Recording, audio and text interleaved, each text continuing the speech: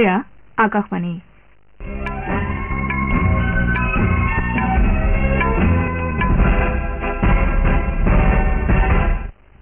বাতৰি পঢ়িছো সঞ্জীৱনী পাঠকে এতিয়াৰ প্ৰধান বাতৰিসমূহ হ'ল লোকসভা নিৰ্বাচনৰ দ্বিতীয় পৰ্যায়ৰ বাবে কাইলৈ আউটাৰ মণিপুৰ লোকসভা সমষ্টিৰ বাকী অংশৰ উপৰিও 13খন ৰাজ্য আৰু কেন্দ্ৰশাসিত অঞ্চলৰ 28খন আসনৰ বাবে ভোটগ্ৰহণ অনুষ্ঠিত হ'ব। অসমৰ দ্বিতীয় পৰ্যায়ত কাইলৈ 5টা সমষ্টিৰ বাবে হ'বলগীয়া নিৰ্বাচনত 61গৰাকী প্ৰাৰ্থীয়ে প্ৰতিদ্বন্দ্বিতা আগবঢ়াব।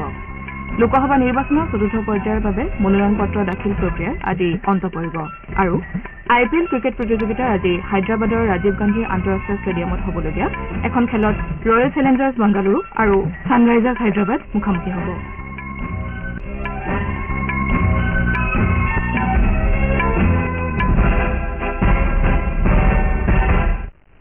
এতিয়া শুনক বিতং বাতৰি। লোকসভা নিৰ্বাচনৰ দ্বিতীয় পৰ্যায়ৰ বাবে কাইলৈ ভোটগ্ৰহণ কৰা হ'ব। এই পৰ্যায়ত আউটাৰ মণিপুৰ লোকসভা সমষ্টিৰ বাকী অংশৰ উপৰিও 13খন ৰাজ্য আৰু কেন্দ্ৰশাসিত অঞ্চলৰ 88খন আসনৰ বাবে ভোটগ্ৰহণ অনুষ্ঠিত হ'ব। মধ্যপ্ৰদেশৰ বেতুল সংসদীয় সমষ্টিৰ বাবেও দ্বিতীয় পৰ্যায়তে ভোটগ্ৰহণ হোৱাৰ কথা আছিল যদিও BSPৰ প্ৰাৰ্থীগৰাকীৰ মৃত্যুৰ পৰিপ্ৰেক্ষিতত সমষ্টিটোত এতিয়া তৃতীয় পৰ্যায়ত ভোটগ্ৰহণ কৰা হ'ব। এই পৰ্যায়ত আউটাৰ মণিপুৰ সংসদীয় সমষ্টিৰ 4গৰাকী প্ৰাৰ্থীসহ মুঠ 1198গৰাকী প্ৰাৰ্থীৰ ৰাজনৈতিক ভাগ্য নিৰ্ণয় হ'ব। অসমত দ্বিতীয় পৰ্যায়ত কাইলৈ 5টা সমষ্টিৰ বাবে হ'বলগীয়া নিৰ্বাচনত 61গৰাকী প্ৰাৰ্থীয়ে প্ৰতিদ্বন্দ্বিতা আগবঢ়াব। ৰাজ্যত দ্বিতীয় পৰ্যায়ত সামৰি লোৱা সমষ্টিকেইটাৰ ভিতৰত দৰং ওদালগুৰি, ডিফু, কৰিমগঞ্জ, শিলচৰ আৰু নগাঁও সমষ্টি আছে। বিজেপিৰ হৈ ৰাজ্যৰ পৰিবহণ আৰু আবকাৰী মন্ত্ৰী পৰিমল শুক্লবৈদ্য, সাংসদ কৃপানাথ মাল্লা আৰু দিলীপ শইকীয়া নিৰ্বাচনী যুঁজত অৱতীৰ্ণ হৈছে। আনহাতে কংগ্ৰেছ সাংসদ প্ৰদ্যুৎ বৰদলৈয়ে নগাঁও আসনৰ পৰা নিৰ্বাচনত প্ৰতিদ্বন্দ্বিতা কৰিছে। এই পৰ্যায়ত 77 লাখৰো অধিক ভোটদাতাই গণতান্ত্ৰিক অধিকাৰ সাব্যস্ত কৰাৰ সুযোগ লাভ কৰিব। দ্বিতীয় পৰ্যায়ৰ বাবে 9133টা ভোটগ্ৰহণ কেন্দ্ৰত ভোটগ্ৰহণ কৰা হ'ব। উল্লেখযোগ্য যে সংশোধিত চূড়ান্ত ভোটদাতাৰ তালিকা অনুসৰি অসমত প্ৰায় 2,43 লাখ ভোটদাতাই এইবাৰ ভোটদানৰ সুবিধা পাব। ইয়াৰ ভিতৰত 1,21,79,000ৰো অধিক পুৰুষ আৰু প্ৰায় 1,21,00,000 মহিলা ভোটদাতা। প্ৰথমবাৰৰ বাবে ভোটদাতাৰ তালিকাত অন্তৰ্ভুক্ত 7,26,783গৰাকী ভোটদাতা আছে। আনহাতে ৰাজ্যখনত 80 বছৰ বয়সৰ ঊৰ্ধৰ ভোটদাতাৰ সংখ্যা 2,72,000ৰো অধিক। ৰাজ্যখনৰ অনুসূচিত জনজাতিৰ বাবে সংৰক্ষিত ডিফু সংসদীয় সমষ্টিত সৰ্বনিম্ন 8,92,779 জন আৰু ধুবুৰী সমষ্টিত সৰ্বাধিক 26,43,000ৰো অধিক ভোটদাতা আছে।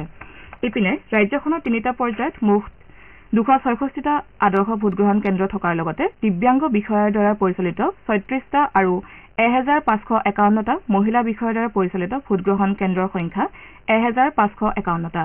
উল্লেখযোগ্য যে সমষ্টি পুনৰ নিৰ্ধাৰণৰ পাছত এইবাৰ প্ৰথমবাৰলৈ অসমত নিৰ্বাচন অনুষ্ঠিত হৈছে। কাইলৈ ভোটগ্ৰহণ হ'বলগীয়া 5টা সমষ্টিৰ ভোটগ্ৰহণ কেন্দ্ৰসমূহলৈ প্ৰিজাইডিং আৰু পলিং বিষয়াসকল যাৱতীয় সা সামগ্ৰী লৈ ৰাওনা হ'ব। নগাঁও লোকসভা সমষ্টিৰ অধীনৰ মৰিগাঁও জিলাৰ শিক্ষা আৰু প্ৰশিক্ষণ প্ৰতিষ্ঠান খেলপথাৰত লোকসভা সমষ্টিটোৰ সাধাৰণ পৰ্যবেক্ষক ভাৰতীয় প্ৰশাসনিক সেৱাৰ বিষয়া এইচ বাসৱ ৰাজেন্দ্ৰ উপস্থিত হৈ ভোটগ্ৰহণকাৰী বিষয়াসকলৰ সামগ্ৰী বিতৰণ ব্যৱস্থাৰ বুজ লয়। তেওঁৰ সৈতে জিলা আয়ুক্ত তথা জিলা নিৰ্বাচন বিষয়া দেৱাশিষ শৰ্মাও উপস্থিত থাকে। কেন্দ্ৰীয় মন্ত্ৰী কিৰেণ ৰিজিজুৱে অৰুণাচল প্ৰদেশত চাকমা আৰু হাজংসকলক সংস্থাপন নিদি অসমত সংস্থাপন দিয়াৰ পোষকতা কৰিছে বুলি ওলোৱা বাতৰিটো মন্ত্ৰীগৰাকীয়ে অস্বীকাৰ কৰিছে। নতুন দিল্লীত সাংবাদিকৰ সৈতে হোৱা কথা বতৰাত মন্ত্ৰী ৰিজিজুৱে কৈছে যে অসমত চাকমা হাজংসকলক সংস্থাপন দিবৰ বাবে তেওঁ কেতিয়াও কোৱা নাই। নাগৰিকত্ব সংশোধনী আইন অনুসৰি অৰুণাচলত চাকমা হাজংসকল স্থায়ী নাগৰিক হ'ব নোৱাৰে আৰু সেই অনুসৰি চাকমা হাজংসকলৰ সংস্থাপনৰ বিষয়টো সমাধান কৰাৰ বাবে শ্ৰী ৰিজিজুৱে নেডাৰ নেতা তথা অসমৰ মুখ্যমন্ত্ৰী হিমন্ত বিশ্ব শৰ্মাৰ সৈতে আলোচনাত মিলিত হৈছিল। কিন্তু অসমত চাকমা হাজংসকলক সংস্থাপন দিবৰ বাবে কোৱা নাই বুলি কিৰেণ ৰিজিজুৱে স্পষ্টভাৱে জানিবলৈ দিয়ে। আপোনালোকে বাতৰি শুনিছে আকাশবাণীৰ পৰা।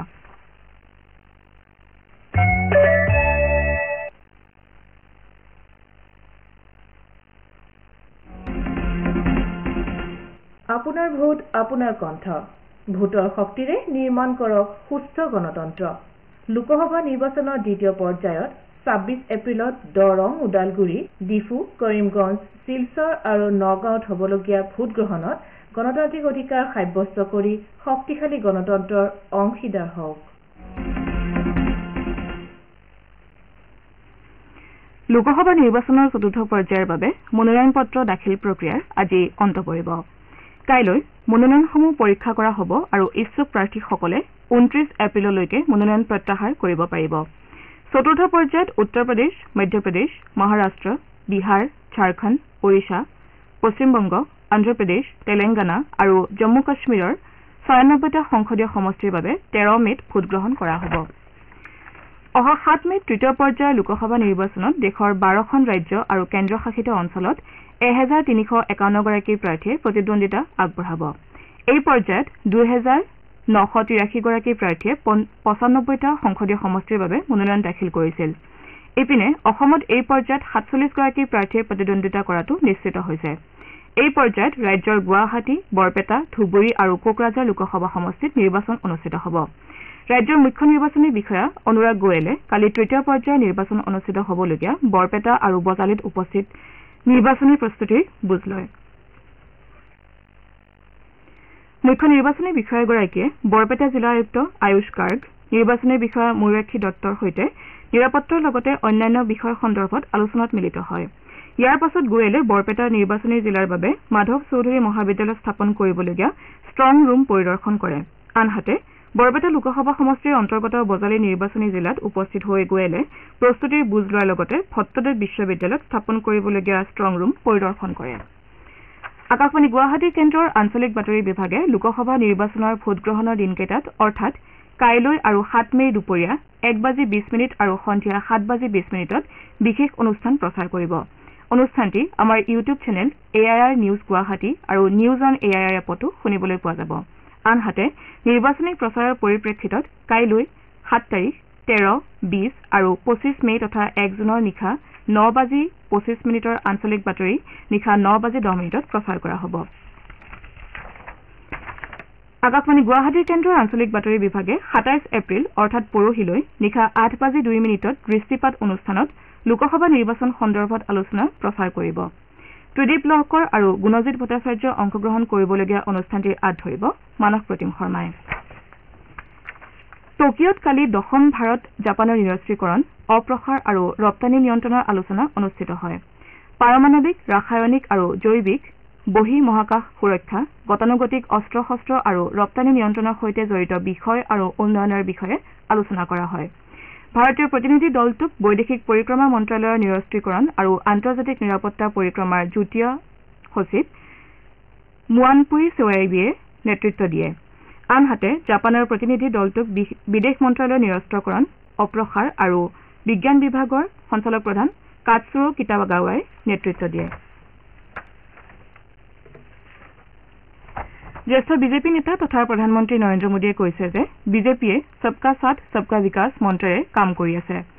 মধ্যপ্ৰদেশৰ মৰেনাত পুলিচ পেৰেড গ্ৰাউণ্ডত অনুষ্ঠিত জনসভাত ভাষণ দি শ্ৰীমোদীয়ে কৈছে যে বিজেপিৰ বাবে দেশতকৈ আন কোনো ডাঙৰ নহয়।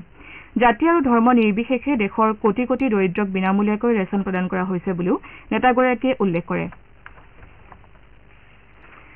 কংগ্ৰেছৰ ৰাষ্ট্ৰীয় সভাপতি মল্লিকাৰ্জুন খাৰ্গে অহা 27 এপ্ৰিলত অসমলৈ আহিব। প্ৰদেশ কংগ্ৰেছৰ সভাপতি ভূপেন বৰাই এই কথা সদৰি কৰে। ৰাষ্ট্ৰীয় সভাপতিগৰাকীয়ে বৰপেটাৰ কংগ্ৰেছ প্ৰাৰ্থী দিব্যায়নৰ হৈ নিৰ্বাচনী প্ৰচাৰ চলোৱাৰ লগতে গুৱাহাটীত এখন সংবাদমেলত অংশগ্ৰহণ কৰিব। IPL ক্ৰিকেট প্ৰতিযোগিতাৰ আজি হায়দৰাবাদৰ ৰাজীৱ গান্ধী আন্তঃৰাষ্ট্ৰীয় ষ্টেডিয়ামত হ'বলগীয়া এখন খেলত ৰয়েল চেলেঞ্জাৰ্ছ বেংগালুৰু আৰু ছানৰাইজাৰ্ছ হায়দৰাবাদ মুখামুখি হ'ব। খেলখন সন্ধিয়া 7:30 আৰম্ভ হ'ব। ইপিনে যোৱা নিশা দিল্লীৰ অৰুণ জেটলী ষ্টেডিয়ামত অনুষ্ঠিত প্ৰতিযোগিতাৰ এখন ৰোমাঞ্চকৰ খেলত দিল্লী কেপিটেলছে গুজৰাট টাইটানছক 4 ৰানত পৰাস্ত কৰে। শেষত প্ৰধান বাতৰিসমূহ পুনৰ এবাৰ। লোকসভা নিৰ্বাচনৰ দ্বিতীয় পৰ্যায়ৰ বাবে কাইলৈ আউটাৰ মণিপুৰ লোকসভা সমষ্টিৰ বাকী অংশৰ উপৰি 13খন ৰাজ্য আৰু কেন্দ্ৰশাসিত অঞ্চলৰ 88খন আসনৰ বাবে ভোটগ্ৰহণ অনুষ্ঠিত হ'ব। অসমৰ দ্বিতীয় পৰ্যায়ত কাইলৈ 5টা সমষ্টিৰ বাবে হ'বলগীয়া নিৰ্বাচনত 61গৰাকী প্ৰাৰ্থীয়ে প্ৰতিদ্বন্দ্বিতা আগবঢ়াব। লোকসভা নিৰ্বাচনৰ চতুৰ্থ পৰ্যায়ৰ বাবে মনোনয়ন পত্ৰ দাখিল প্ৰক্ৰিয়াৰ আজি অন্ত পৰিব। আৰু IPL ক্ৰিকেট প্ৰতিযোগিতাৰ আজি হায়দৰাবাদৰ ৰাজীৱ গান্ধী আন্তঃৰাষ্ট্ৰীয় ষ্টেডিয়ামত হ'বলগীয়া এখন খেলত ৰয়েল চেলেঞ্জাৰ্ছ বেংগালুৰু আৰু ছানৰাইজাৰ্ছ হায়দৰাবাদ মুখামুখি হ'ব। এতিয়াৰ বাতৰি ইমানতে অন্ত পৰিছে।